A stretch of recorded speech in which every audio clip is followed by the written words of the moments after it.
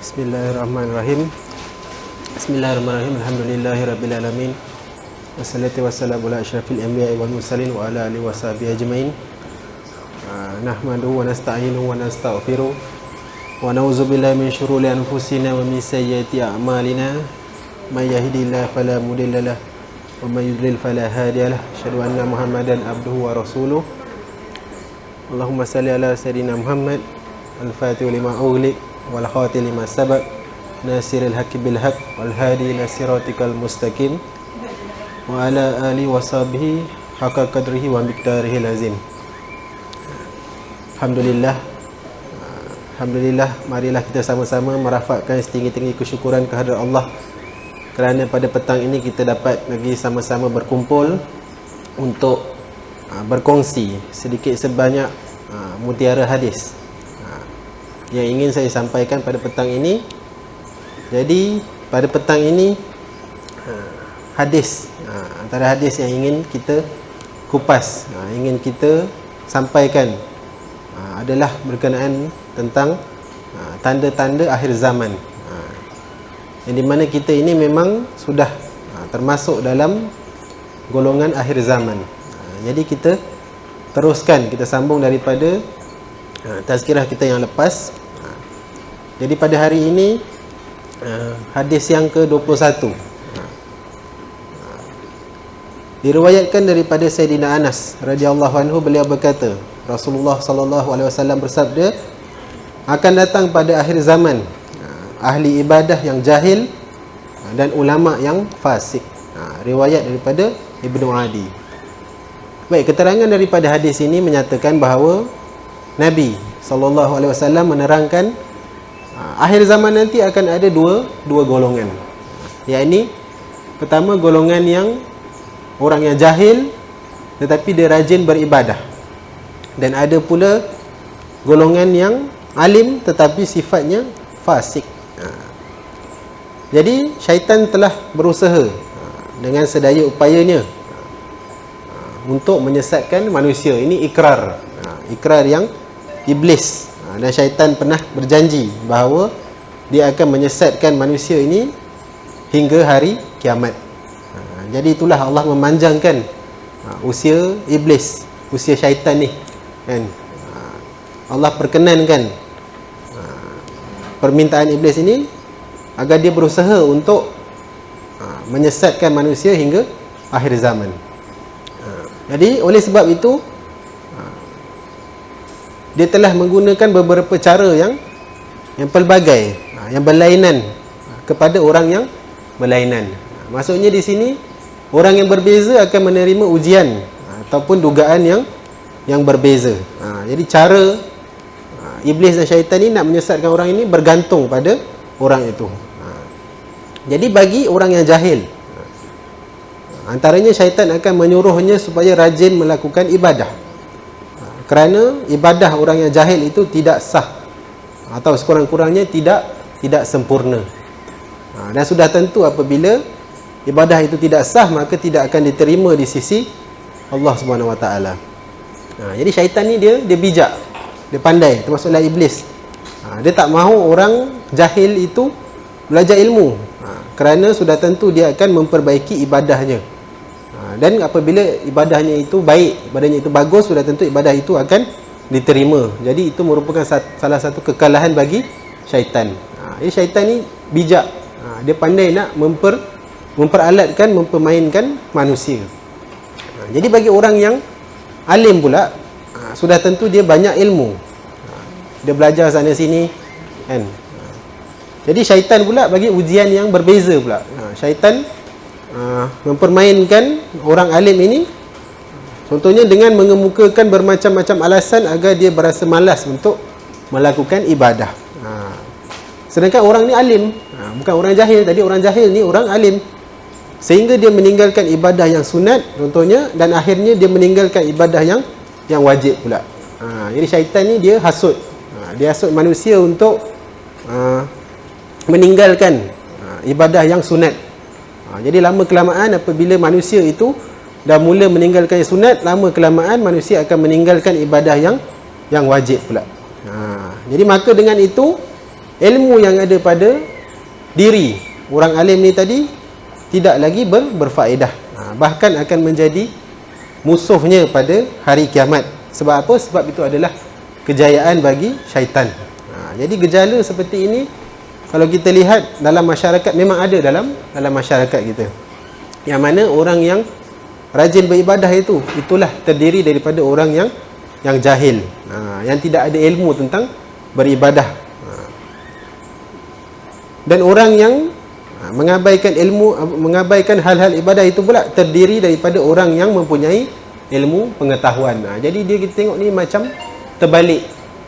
Terbalik. Sepatutnya orang yang alim itulah yang rajin beribadah, banyak buat amalan, banyak buat pahala. Tapi orang yang alim dah malas. Orang yang alim tidak lagi suka melakukan ibadah. Dan orang yang suka melakukan ibadah ni pula siapa? Orang yang jahil. Orang yang tidak ada ilmu. Contohnya seseorang itu melakukan ibadah, kita ambil contoh ibadah umrah lah. Seseorang itu melakukan ibadah umrah tapi dia tak tahu pun hukum hakam dalam umrah, dan dia tidak perlu berusaha untuk mempelajari hukum hakam tersebut. Jadi apa ibadah yang dia buat berkenaan umrah itu dia jadi tidak sah. Dia jadi tidak sah. Apa yang dia dapat hanyalah kepenatan, hanyalah sia-sia sahaja ibadah yang dia banyak lakukan itu. Jadi kita kena berhati-hati. Jadi di akhir zaman ini, kita ni bila kita tak tahu, bila kita rasa kita ni jahil, maka wajiblah untuk kita menuntut ilmu. Jangan kita dah tahu kita ni jahil, kita tahu kita ni tak pandai, tapi kita masih lagi degil, masih lagi kita ni tak nak menuntut ilmu. Sebab apa? Kita nak amalan ataupun ibadah yang kita buat tu diterima oleh Allah. Apa gunanya kita beribadah penat-penat?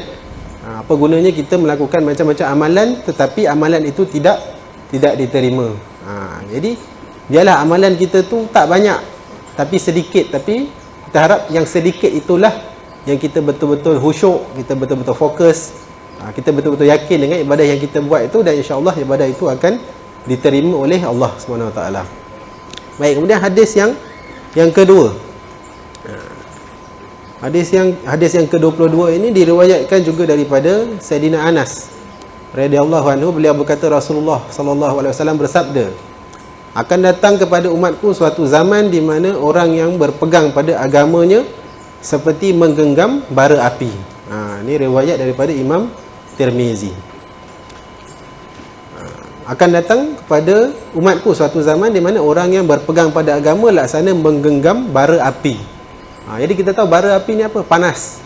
Kan? Bara macam bara bakar ikan tu, buat barbecue tu. Jadi bara tu panas, tapi tetap kita kena genggam benda itu. Yang dimaksudkan di sini adalah akhir zaman ini adalah zaman yang orang kata sangat menduga, sangat menggugat keimanan kita, sehingga kan siapa saja yang nak mengamalkan agama maka dia terpaksa menghadapi kesulitan dan tentangan yang hebat. Jadi kalau dia tak betul-betul yakin, dia tak betul-betul bersungguh-sungguh dalam memegang agama, sudah pasti agamanya akan terlepas daripada genggaman. Sebab apa? Sebabkan keadaan di sekeliling tidak membantu dia menunaikan kewajipan agama. Jadi kita lihatlah di sekeliling kita, persekitaran kita, terlalu banyak orang kata unsur-unsur hasutan, unsur-unsur yang mengajak kita untuk melakukan maksiat, untuk melakukan dosa, sehingga kan kita ni rasa sangat lemah, sangat tak mampu untuk melakukan lagi ibadah atau apa saja perkara yang berkaitan tentang agama. Bahkan apa yang ada di sekeliling kita mendorong pula kita untuk melakukan maksiat dan perkara-perkara yang meruntuhkan akidah, meruntuhkan keimanan, ataupun paling kurang menyebabkan kita jatuh dalam keadaan fasik. Jadi keadaan ini, akhir zaman ini, kita boleh gambarkan bahawa orang Islam ni tersepit. Orang Islam tersepit, orang Islam ni terkandas. Orang Islam ni tak berdaya untuk melaksanakan tuntutan agama. Sedangkan perkara yang ibadah yang mudah pun kadang-kadang kita gagal untuk melaksanakannya. Jadi kita kena sedar bahawa akhir zaman ni memang sangat susah, sangat payah untuk kita melakukan ibadah. Sebab tu kata kita ni nak genggam Islam ni seperti menggenggam bara api. Dia panas, silap-silap tangan kita akan melecur, tangan kita akan luka, tangan kita akan kesakitan, sebabkan kita nak menggenggam agama ni. Maksudnya kita hendak menjaga agama ni. Jadi itulah akhir zaman ini. Islam ini memang kalau bukan dengan kekuatan dan keimanan yang Allah berikan kepada kita, kita tak tahu lagi bagaimana keadaan agama kita sekarang ni. Mungkin kita akan terpesong daripada akidah yang sebenar. Mungkin kita akan rasakan Islam ni sangat susah. Dan sekarang pun kita merasakan Islam ni sangat susah untuk diamalkan di akhir zaman ni. Bukan nak kata zaman dulu ni tak ada dugaan. Ada je, tiap-tiap zaman ada dugaan. Tapi akhir zaman ini dugaannya lebih hebat. Jadi kalau kita tak betul-betul jaga agama kita, itulah seperti kita menggenggam bara api, kita dah tak tahan dengan kepanasan bara api itu, maka kita akan melepaskan tangan, melepaskan genggaman. Baik, kemudian hadis yang ke-23 diriwayatkan daripada Sayyidina Abu Hurairah radhiyallahu anhu, beliau berkata Rasulullah sallallahu alaihi wasallam bersabda, akan datang pada manusia tahun-tahun yang penuh dengan ketandusan, yakni kemarau lah. Dan pada waktu itu orang yang berdusta dikatakan benar, dan orang yang benar dikatakan berdusta. Pengkhianat akan memegang amanah, dan orang yang amanah akan dikatakan pengkhianat. Dan orang yang berpeluang untuk berbicara hanyalah golongan ruwaibidah. Jadi sahabat tanya, apakah maksud ruwaibidah itu ya Rasulullah? Jadi kat sini Rasulullah ada menyatakan satu istilah yang dinamakan sebagai ruwaibidah. Jadi sahabat tanya, apa ruwaibidah itu? Dan Nabi berjawab, orang yang kerdil dan sebenarnya dia hina dan tidak mengerti mengurus orang ramai. Riwayat daripada Ibnu Majah.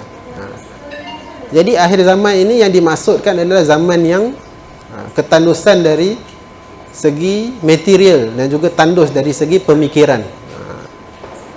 Tandus dari segi pemikirannya maksudnya orang dah tak ada lagi orang-orang yang layak untuk orang kata memberikan pendapat. Orang yang memberikan fatwa, maksudnya orang alim dah tak ada. Orang alim dah tak ada. Ramai orang alim yang telah meninggal dunia. Dan kalau kita tengok sekarang memang yang tinggal hanyalah orang-orang yang orang kata pandai bercakap saja tapi tidak ada ilmu. Tok-tok guru kita, orang alim, para wali, para ulama, ramai yang telah meninggal dunia, telah dijemput oleh Allah. Jadi yang tinggal ni siapa? Orang-orang yang jahil lah, orang-orang yang tak alim. Dan bila masyarakat dah tak ada lagi orang yang nak diambil sebagai rujukan, dah tak ada lagi orang yang dapat memberikan pandangan, memberikan fatwa, memberikan rujukan dan sebagainya, maka orang awam, ini masyarakat, akan memberi peluang kepada orang yang jahil pula untuk berkata-kata. Jadi orang yang benar, orang yang ada ilmu, orang yang sahih dia punya pegangan akidah dan agama ni, tidak lagi berpeluang untuk berbicara, apatah lagi menjadi pemimpin. Sedangkan orang yang khianat pula diberi peluang menjadi pemimpin. Jadi bukanlah kita nak kata zaman sekarang ni pemimpin semua pengkhianat, tak. Tapi ada segelintirnya yang orang kata bukanlah daripada golongan orang yang benar, tapi diberikan jawatan, diberikan kuasa. Padahal mereka hanyalah manusia yang hina dan bergelumang dengan maksiat, dan tidak tahu bagaimana untuk menyelesaikan masalah yang dihadapi oleh masyarakat. Jadi bila kita ambil orang-orang yang tidak layak memegang kuasa, memegang jawatan, maka masyarakat itu sendiri akan mengalami kerosakan. Masyarakat itu sendiri akan mundur. Masyarakat itu sendiri akan merasakan orang kata akibat buruk daripada tersalah memilih pemimpin. Sebab tu bila kita nak pilih pemimpin ni, kita kena tengok betul-betul adakah dia itu daripada golongan yang berilmu, ataupun adakah dia hanya sekadar pandai berbicara saja, kan? Sebab kalau orang pandai berbicara, dia boleh cakap tapi masalah-masalah masyarakat, masalah-masalah orang awam tidak dapat diselesaikan. Jadi kita kena berhati-hati dalam memilih pemimpin. Tapi kadang-kadang kita ni dah, orang kata dah tersepit, terdesak, dan tidak ada orang lagi yang kita boleh pilih, kan? Yang ada hanyalah daripada golongan-golongan yang orang kata tak layak, tapi kita nak tak nak terpaksa memilih pemimpin di kalangan mereka. Jadi itulah akibat apabila kita terpaksa, orang kata nak tak nak kena pilih juga. Jadi kita terpilih yang salah, kita membuat pilihan yang salah. Jadi itulah akibatnya akan merosakkan struktur masyarakat itu sendiri. Dan ini telah berlaku di sekeliling kita. Baik, kemudian hadis ke-24 diriwayatkan daripada Abu Hurairah radhiyallahu anhu. Beliau berkata, Rasulullah sallallahu alaihi wasallam bersabda, hari kiamat tidak akan terjadi sehingga harta benda melimpah ruah dan timbul fitnah, yakni ujian terhadap keimanan, dan banyak terjadi al-haraj. Jadi sahabat bertanya, apakah al-haraj? Jadi Nabi menjawab, al-haraj itu adalah peperangan demi peperangan. Jadi kalau kita lihat media massa, media sosial dan sebagainya, kita dapat lihat kebelakangan ini, zaman-zaman ini memang terlalu kerap berlaku peperangan. Peperangan yang melibatkan orang Islam dan juga orang bukan Islam. Tapi kebanyakannya memang melibatkan Islam lah, orang Islam. Di mana orang Islam pada akhir zaman ini, negara-negara Islam telah banyak yang dicerobohi oleh musuh-musuh Islam. Telah banyak berlaku peperangan di negara-negara Asia Barat, di Teluk. Contohnya di mana? Di Palestin, di Mesir, di Syria, di Yaman dan sebagainya.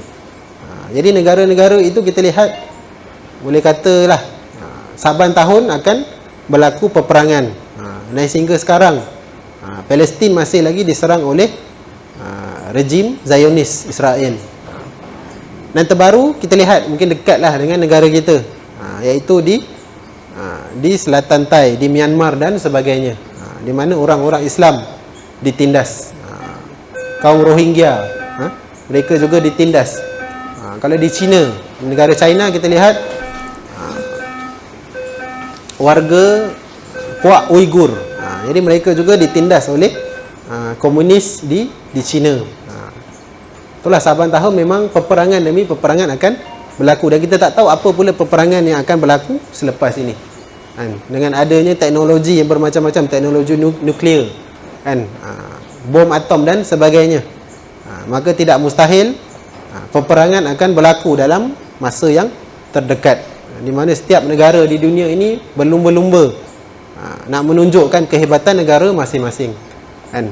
Negara yang ada nuklear, Korea Selatan, China, Rusia dan sebagainya, kan?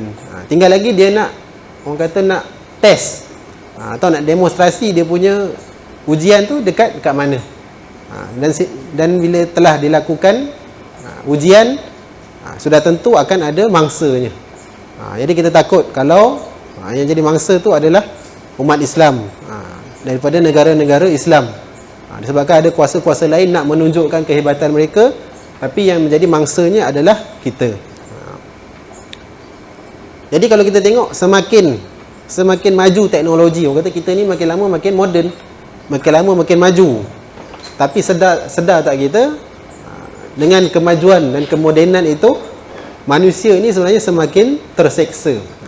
Bukan kemodenan itu membantu kita, memang ada satu segi, memang ada satu pandangan, memang kemodenan itu membantu kita dengan cara hidup yang lebih selesa.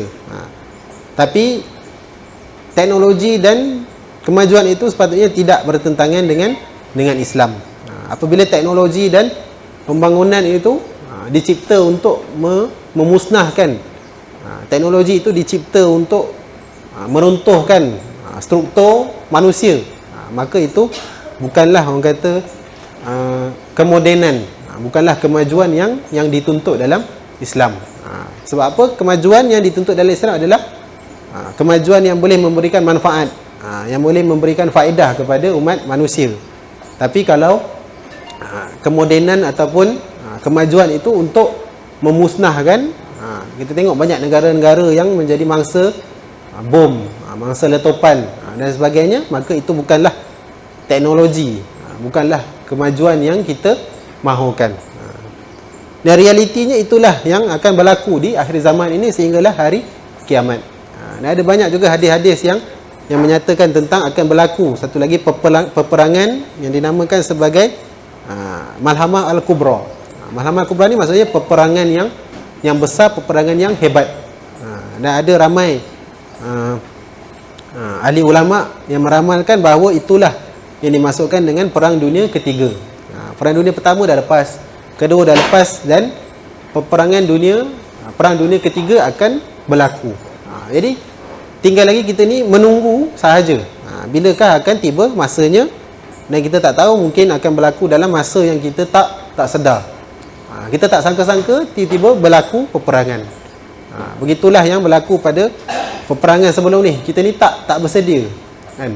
Dalam keadaan kita tak bersedia, dalam keadaan kita ni tak prepare apa-apa dari segi ekonomi, dari segi keselamatan, dari segi kita nak, orang kata nak perisaikan negara kita ni, kita belum bersedia.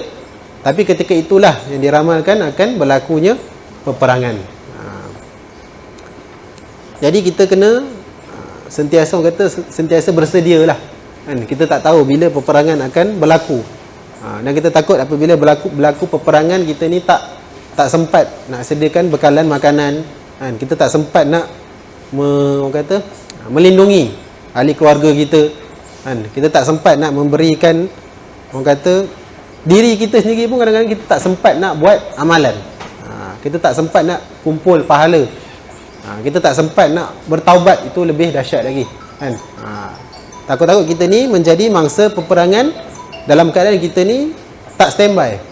Tak standby untuk mati, tak standby untuk ahli keluarga kita.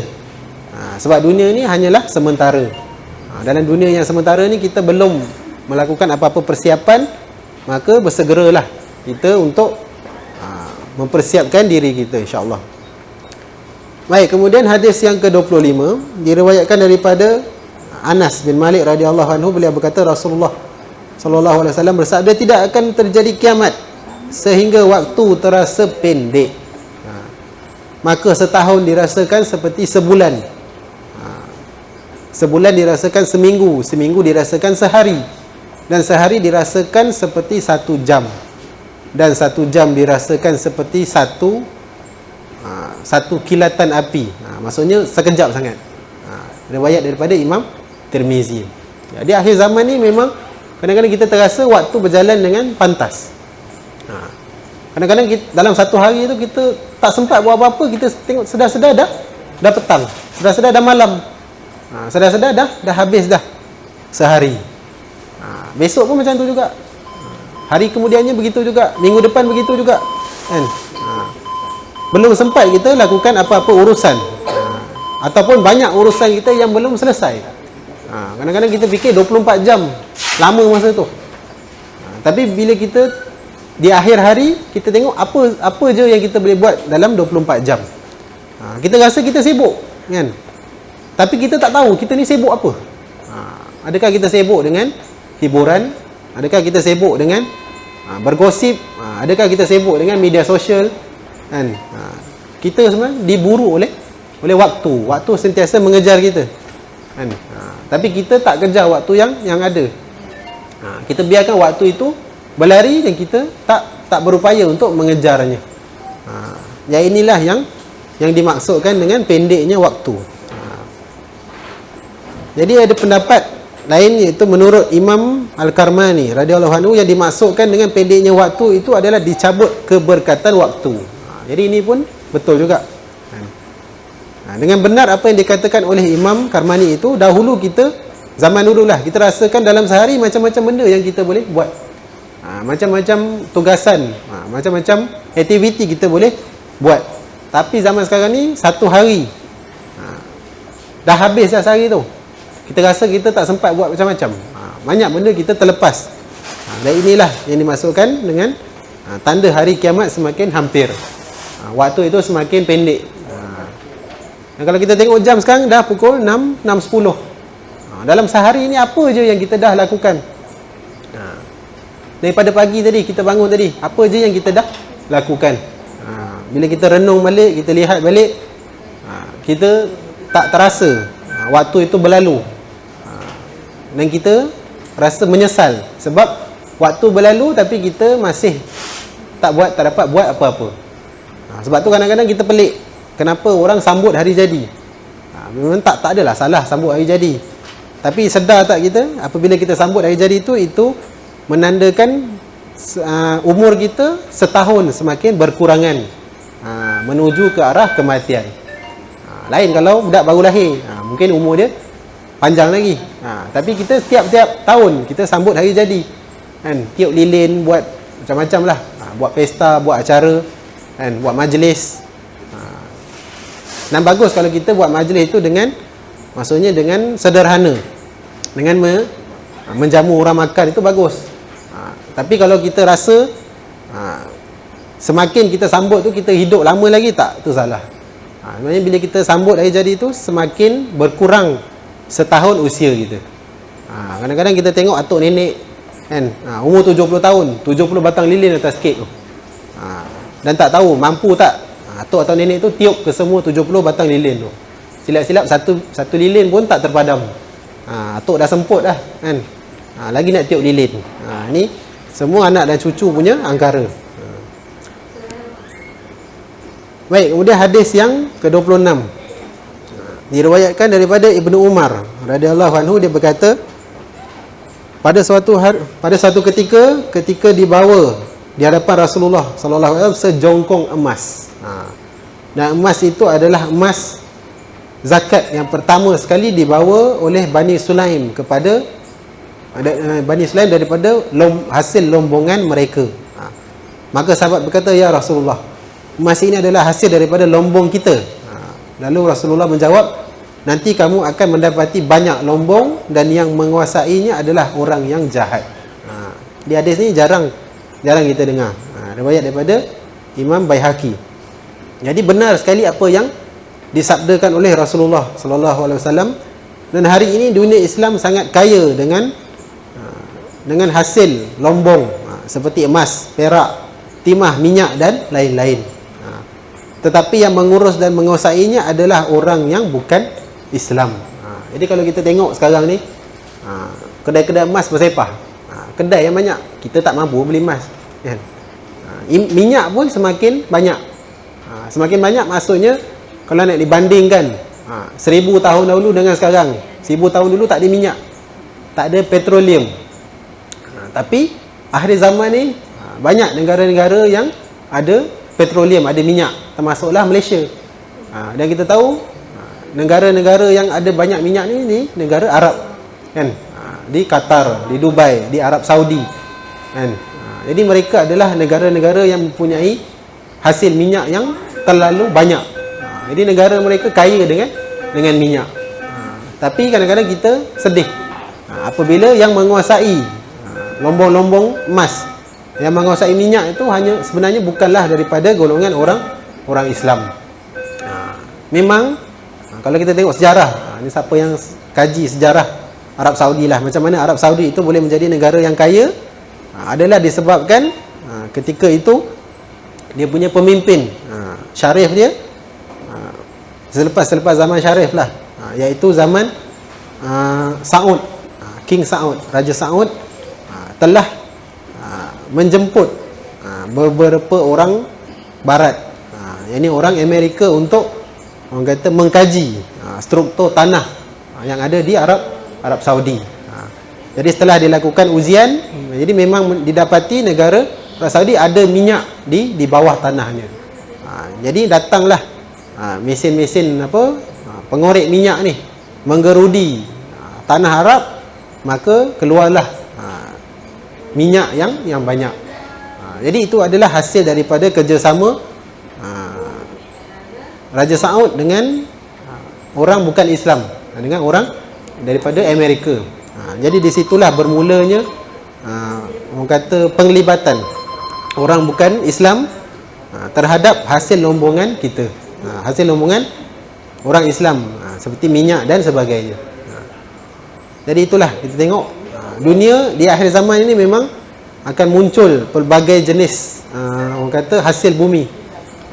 Dan baru-baru ini kalau siapa yang ada baca berita di Kedah, di mana didakwa terdapat dijumpai satu sumber mineral yang orang kata lebih mahal daripada emas, dan dianggarkan hasil bumi itu orang kata puluhan triliun. Jadi wallahu alam, tak tahu betul ke tak yang didakwa tu. Yang dikatakan sumber itu lebih mahal daripada emas. Lebih mahal sebab apa? Sebab jumlah dan kuantitinya kurang daripada emas. Jadi benda ni bila jadi sikit, dia jadi limited edition. Jadi bila dia sedikit, dia akan lebih mahal. Jadi itulah banyak hasil bumi yang dah keluar di akhir zaman ni. Baik, kemudian hadis ke-27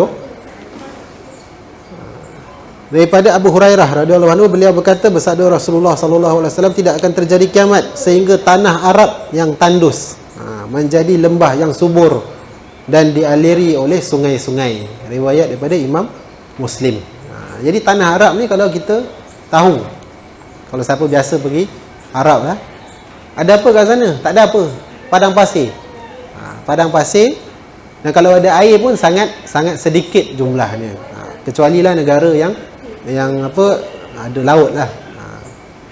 Tapi negara Arab ni besar. Dan kebanyakan tanahnya adalah padang pasir dan ada rumput-rumput kering. Tapi tanda akhir zaman, ni kita tengok sudah mula ditumbuhi dengan rumput, sudah mula banyak ada pokok-pokok hijau. Jadi contohnya di Padang Arafah sendirilah kan. Yang dulunya kita tengok dalam gambar padang pasir. Padang pasir ada bukit dan gunung di sekeliling. Tapi sekarang ni kita tengok di sekeliling tu dah banyak tumbuh-tumbuhan menghijau. Jadi keadaan ini walaupun menyejukkan mata kita kan, walaupun kita rasa, kita pandang hijau ni kita rasa tenang kan, tapi dia menggambarkan suasana, dia mengurangkan gambaran suasana padang mahsyar, tempat berkumpulnya seluruh makhluk pada hari kiamat. Jadi kalau kita tengok ketika musim haji, ketika semua ketika semua umat Islam di seluruh dunia ini berkumpul di Padang Arafah untuk berwukuf, itu seperti gambaran ramainya manusia akan berkumpul di padang mahsyar di akhirat nanti. Tapi dengan adanya rumput-rumput hijau, suasana tenang itu mengurangkan, orang kata mengurangkan perasaan kita terhadap padang mahsyar. Jadi kita dah rasa macam tempat biasa, kita rasa tempat yang selesa. Sedangkan padang mahsyar itu adalah sebenarnya tempat yang menakutkan. Menakutkan bagi siapa? Menakutkan bagi orang yang banyak melakukan dosa, banyak orang yang banyak melakukan maksiat. Jadi padang mahsyar adalah tempat yang menakutkan bagi mereka. Jadi kita kena bersedia. Jangan kita rasa akhirat tu seronok macam kat dunia ni. Dekat dunia ni memang kita rasa selesa, kita rasa nyaman, ada aircon, ada tempat yang cantik, ada air terjun, ada sungai kan, ada gunung ganang yang cantik kan. Itu di dunia, itu sementara. Tapi di akhirat nanti kita tak boleh nak bayang bagaimana rupa keadaan di sekeliling kita di padang mahsyar nanti. Baik, kemudian hadis ke-28 daripada Abu Hurairah radhiyallahu anhu, bahwasanya Rasulullah bersabda, bersegeralah kamu beramal sebelum menemui fitnah, umpama malam yang sangat gelap. Jadi seseorang yang beriman pada waktu pagi, kemudian pada waktu petang dia menjadi kafir, ataupun seseorang yang beriman pada waktu petang, kemudian esoknya dia menjadi kafir, yakni dia telah menjual agamanya dengan sedikit harta benda di dunia. Riwayat daripada Imam Muslim. Jadi hadis ni dia menerangkan kepada kita bahawa betapa dahsyat dan hebatnya ujian terhadap iman seseorang di akhir zaman ni. Orang yang beriman pada waktu pagi dia beriman pada Allah, tiba-tiba pada waktu petang dia menjadi kafir. Begitu juga orang yang beriman pada waktu petang, kemudian besok pagi dia telah menjadi kafir. Begitu cepat orang kata imannya bertukar. Iman ni sebenarnya sangat mahal. Orang kata tak boleh kita nak beli dengan wang ringgit kan? Tapi akhir zaman ini dia dilihat iman itu terlalu murah kan? Dengan hanya hasutan syaitan, dengan saja godaan dunia kan? Islam itu boleh, iman itu boleh gugur dalam satu malam. Dalam satu malam iman itu boleh hilang. Dalam satu hari pun iman itu boleh hilang. Sehingga kan ramai yang menggadaikan iman kerana hendak mendapat sedikit harta benda di dunia. Maksudnya di sini demi harta yang sedikit di dunia ini sanggup dia gadaikan imannya. Maksudnya dunia lebih dicintainya berbanding keimanan. Kita tahu dunia ini sementara, nikmat ini pun sementara, harta benda pun sementara, dan hanyalah sedikit jika nak dibandingkan dengan nikmat syurga. Tapi yang sedikit ni juga yang kita nak. Kenapa? Yang sementara ni juga yang kita kejar. Sedangkan di syurga nanti, hartanya itu, kemewahannya itu, nikmatnya itu tidak terkira, terlalu banyak. Dan tempohnya pula kekal, tidak akan hilang sampai bila-bila. Yakni harta benda di syurga. Dunia ni sementara, harta dunia sementara, tapi harta di syurga itu berkekalan, abadi. Tapi kita tak nak yang abadi tu, kita nak kejar yang dekat dunia, yang sikit ni, yang kita nampak dengan mata kita sekarang ni. Jadi mudah-mudahan kita harap Allah jadikan kita orang yang memandang bahawa harta dunia ini orang kata tak ada harga lah. Walaupun kita tengok emas, mungkin harga emas mahal kan, harta benda dunia ni mahal, tapi sebenarnya sangatlah murah. Kalau nak bandingkan dengan harta di syurga. Jadi sepatutnya kita kejarlah harta yang berada di syurga, bukan harta yang berada di dunia. Baik, kemudian hadis ke-29 diriwayatkan daripada Ma'qil bin Yasar radhiyallahu anhu, beliau berkata Rasulullah sallallahu alaihi wasallam bersabda, beribadah pada waktu huru-hara, yakni di tengah kemelut dunia yang dahsyat, ganjarannya seperti berhijrah kepadaku. Hadis semua kita jarang dengar. Riwayat daripada Imam Muslim. Maksud hadis ini, orang yang mampu beribadah dan menunaikan kewajipan agamanya pada waktu yang penuh huru-hara dan gangguan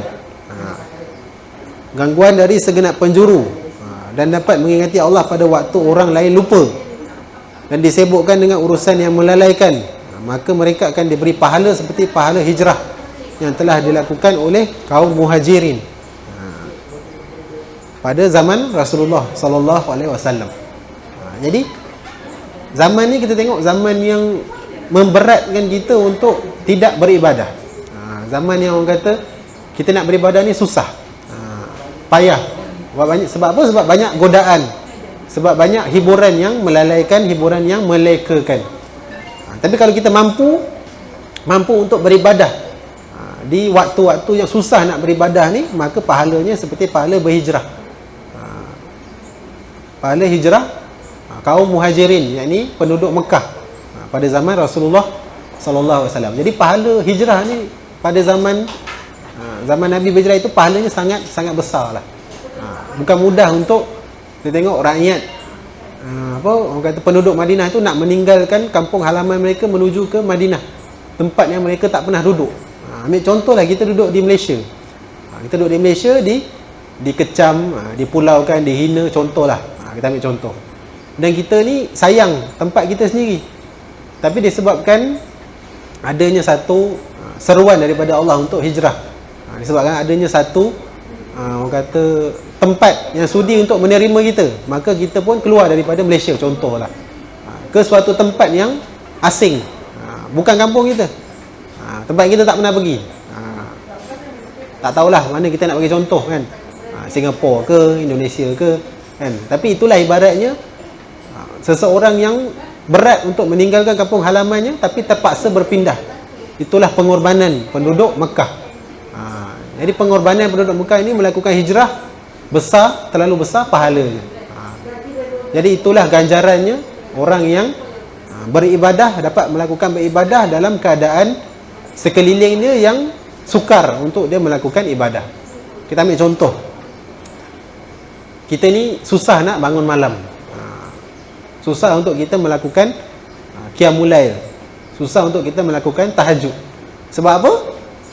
Sebab tilam tu sedap sangat, bantal sedap sangat, tambah pula dengan aircon kan. Jadi kita rasa nak tidur tak nak bangun di malam hari. Sepertiga malam tu kita sangat susah untuk kita bangun, sangat susah untuk kita buang selimut kita, sangat susah untuk kita ni, orang kata, pergi bilik air, basuh muka, mandi, ambil uduk dan solat sekurang-kurangnya 2 rakaat saja di waktu malam. Sangat susah, sangat sukar. Sebab apa? Itulah yang kita hadapi sekarang. Itulah dugaannya kan. Tilam yang empuk, bantal yang enak kan.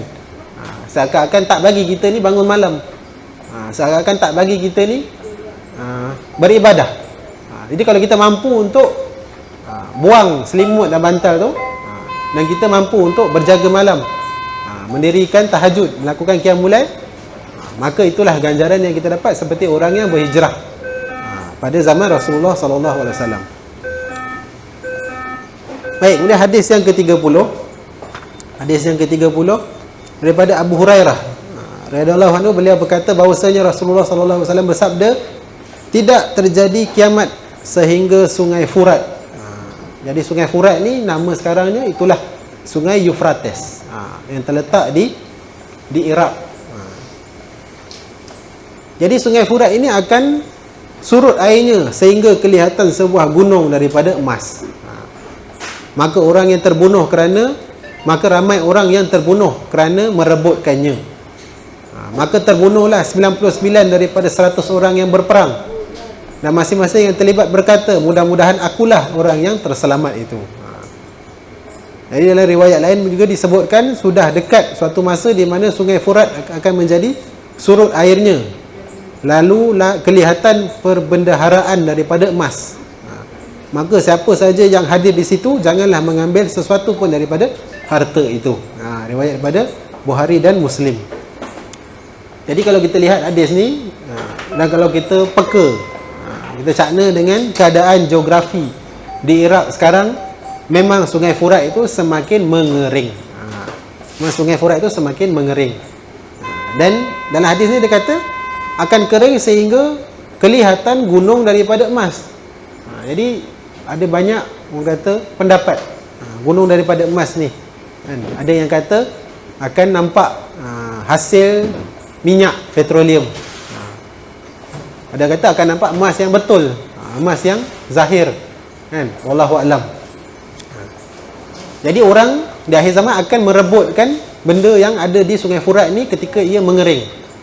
Dan kalau kita lihat 2003 US telah menyerang Iraq, telah dibunuhnya Saddam Hussein, dan habis harta, orang kata harta milik negara Iraq ni diambil, diterokai oleh Amerika. Jadi kalau kita lihat kekayaan yang ada di negara Islam ini diambil, dicuri, dirompak oleh Amerika dan orang yang menjadi musuh kepada Islam.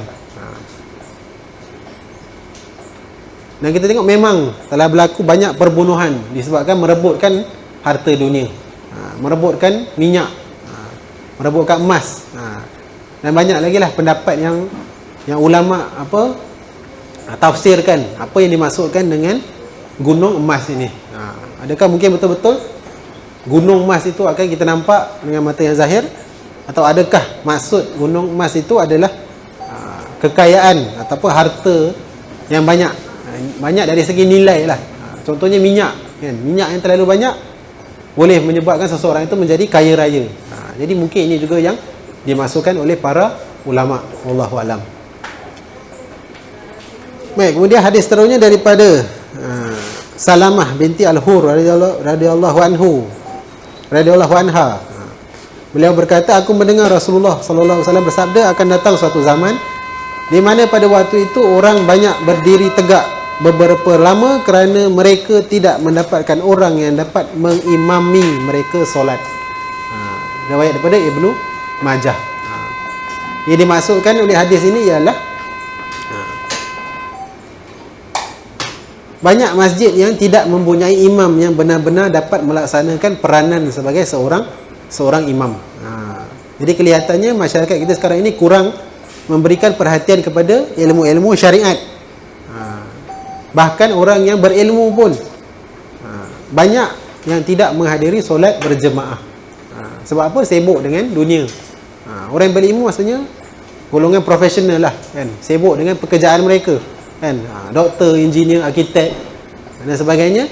Mereka sibuk dengan kerja mereka sehingga mereka tak sempat untuk solat berjemaah. Jadi mereka buat apa? Mereka kalau solat pun solat bersendirian. Jadi apa yang tinggal di masjid?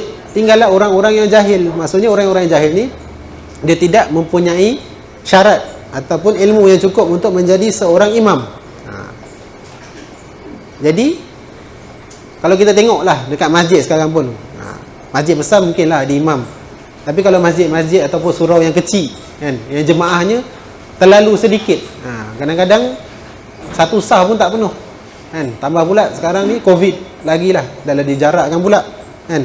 Lepas tu dihadkan pula jumlah orang yang boleh masuk ke masjid. Maka semakin menzahirkan lagi, semakin membenarkan lagi hadis ini. Orang yang layak untuk jadi imam, kalau kita tengok ada banyaklah ciri-ciri orang yang boleh menjadi imam.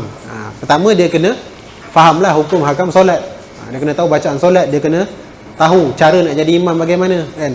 Kalau yang hukum hakam solat yang basic pun mereka tak boleh, jadi bagaimana mereka nak jadi imam. Dan seringkali apabila dalam kelompok jemaah yang sedikit ni pun saling bertolak-tolakan. Maksudnya engkau lah imam, kan. Dia tolak kita jadi imam, kita tolak orang lain pula jadi imam, kan. Orang lain tu tolak orang lain pula jadi imam, sehingga kan tak ada orang nak jadi imam, semua nak jadi makmum je. Mana boleh macam tu? Jadi sebab apa? Sebab mereka semua merasakan mereka itu jahil dan tidak layak untuk menjadi imam.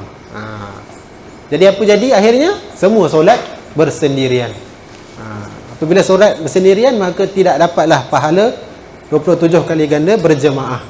Hilanglah ganjaran 27 kali ganda. Sebab apa? Sebab semua solat sendiri, semua tak nak jadi imam. Jadi inilah yang berlaku di akhir zaman ini. Ada satu lagi hadis yang akhir daripada Sahal bin Sa'ad As-Sa'idi radhiyallahu anhu, bahwasanya Rasulullah sallallahu alaihi wasallam bersabda, ya Allah, janganlah engkau mempertemukan aku dengan satu zaman, dan mudah-mudahan kamu juga sahabat juga tidak bertemu dengan zaman itu, di mana para ulama sudah tidak lagi diikuti dan orang yang penyantun sudah tidak lagi dihiraukan, dan hati mereka seperti hati orang ajam pada fasiknya, dan lidah mereka seperti orang Arab pada fasihnya. Riwayat daripada Imam Ahmad. Baik, jadi gambaran akhir zaman ini, masyarakat semakin jauh daripada para ulama. Masyarakat semakin jauh daripada para ulama, dan mereka takut untuk mendekati ulama kerana risau perbuatan mereka akan ditegur.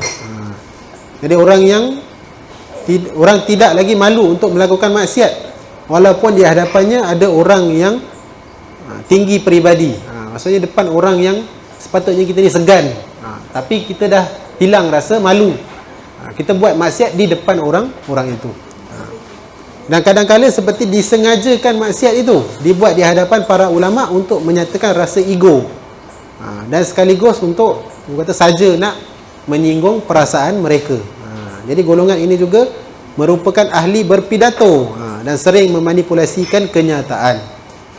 Tutur bicara mereka begitu halus dan memikat hati orang lain, padahal hati mereka seperti hati harimau yang bersedia untuk menerkam mangsanya.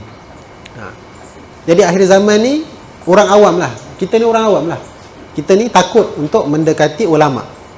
Takut untuk mendekati ulama. Sebab apa? Kita takut kita ni ditegur. Kita takut jumpa ustaz. Nanti ustaz tegur kita, kenapa kau tak pakai tudung? Kenapa kau tak tutup aurat? Kenapa kau buat ni, buat itu? Jadi kita takut ditegur. Dan ada orang yang bila dah lah dia tak berjumpa dengan ulama, tapi di hadapan ulama pula mereka, di hadapan orang alim mereka melakukan maksiat. Seakan-akan orang kata saja nak tunjuk perbuatan maksiat di hadapan mereka. Orang kata dah tak ada lagi rasa malu, tidak ada lagi segan melakukan maksiat di hadapan khalayak awam. Kadang-kadang bukan depan ulama je, depan siapa-siapa pun kita ni dah hilang rasa malu. Contohlah dalam sebuah rumah, dalam sebuah keluarga, seseorang itu tidak malu untuk mengajak orang yang bukan muhrim masuk ke dalam rumahnya. Sedangkan kita tahu dalam rumah tu mungkin ada ahli keluarga kita, tapi kita bawa balik seseorang yang bukan muhrim. Apa yang dia buat kat rumah tu wallahu alam lah. Jadi itu namanya kita tidak lagi malu untuk melakukan maksiat. Dan maksiat yang lain pula, kita kadang-kadang orang yang minum arak, mereka dah tak segan lagi untuk minum arak di hadapan khalayak awam. Tidak lagi takut, tidak lagi segan untuk melakukan orang kata berzina di hadapan khalayak awam. Jadi inilah yang berlaku pada akhir zaman. Dan di kalangan mereka pula adalah daripada Dan di kalangan mereka pula adalah daripada golongan orang yang pandai berbicara, pandai bercakap, pandai berdebat. Bila mana kita ni tegur, bila orang yang benar, ada orang yang benar datang untuk tegur mereka, maka mereka ada saja jawapan. Mereka ada saja orang kata alasan untuk melawan ataupun untuk membenarkan perbuatan mereka yang salah. Hebat tak orang yang buat maksiat ni? Dan orang awam pun kadang-kadang dah tak nak merujuk pada orang alim. Siapa yang mereka jadikan rujukan? Yang ni orang jahil, artis dan sebagainya. Kadang-kadang kita ni sedih apabila orang awam menjadikan artis ni sebagai sumber rujukan. Macam contoh ada baru-baru ni, bukan nak menuduh sesiapa kan, tapi contohnya sambutan hari Christmas. Memang itu adalah upacara keagamaan mereka. Tapi sebagai orang Islam kita kena tahu batas. Setiap agama ada batasnya kan. Apabila kita menyerupai agama seseorang, itu seperti kita itu seperti mereka. Itu bahayanya. Jadi kita kena tahu batas agama kita. Bukan kita mempersendakan, bukan kita meremehkan agama mereka. Kita menghormati mereka tapi ada batasnya. Kalau kita ni dah sambut upacara mereka seperti kita ni agama macam mereka, jadi bahaya dengan akidah kita, bahaya dengan agama yang kita sedang anuti. Tak salah untuk meraihkan, tapi cukuplah dengan bersederhana, cukuplah dengan sekadarnya. Jadi itulah yang berlaku pada akhir zaman. Janganlah kita jadikan artis, janganlah kita jadikan orang yang orang kata tak belajar ilmu agama tapi dia cakap tentang hukum hakam. Jangan kita ambil orang macam tu sebagai rujukan. Jangan kita dengar kata-kata mereka kan. Kadang-kadang pelakon, penyanyi ni dia berlakon bukan dalam lakonan je, dalam dunia sebenar pun mereka berlakon. Dunia sebenar pun mereka berlakon, jadi ustaz, jadi ulama kan. Sedangkan mereka tak belajar ilmu tentang agama. Itu bahayanya akhir zaman ini. Jadi wallahu alam, segala perkongsian yang baik itu kita ambil, kita tanam dalam hati kita bahawa akhir zaman ni kita kena bersiap sedia kan. Kita kena tahu sejauh mana lagi, kita tahulah kita ni takat mana kita punya amalan kita, sama ada kurang, kita kena top up, kita kena tambah, kita kena perbaiki, kita kena orang kata persembahkan pada Allah itu yang terbaik, ibadah yang terbaik, amalan yang terbaik. Kita harap ibadah itu Allah akan terima insya-Allah. Baik, setakat itu saja perkongsian hadis pada petang ini. Segala yang baik itu datang daripada Allah, dan segala yang kurang itu datang daripada kelemahan penyampaian saya sendiri. Wallahu alam. Wabillahi taufiq wal hidayah. Wassalamualaikum warahmatullahi taala wabarakatuh.